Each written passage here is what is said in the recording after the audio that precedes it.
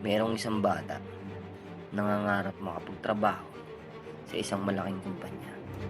Pero iniisip niya, paano niya magagawa yun dahil hindi naman siya nakapagtapos. Pero dahil sa determinado siya at masipag at naniniwala siya na kaya niyang gawin niya, nagpatuloy lang siya. Dumating ang panahon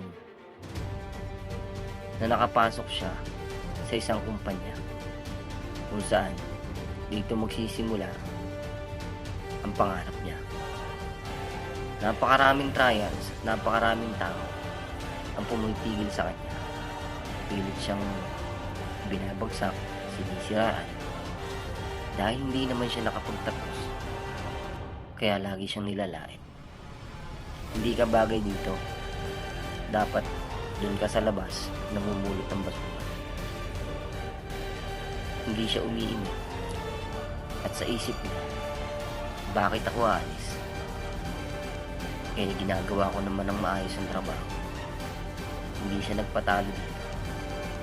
Hanggang sa dumating ang araw. Dahil sa kasipagan niya, na-promote siya at naging isang CEO ng malaking kumpanya. Ang moral lesson sa kwentong ito, lumaban ka ng patas at huwag kang manghamak ng tao. Ano man ang posisyon mo sa buhay ngayon, dahil yun sa kasipagan mo. Ano man ang marating niya ngayon, dahil yun sa kasipagan niya. Kaya kung wala ka pang nararating, galingan mo lang ng galingan.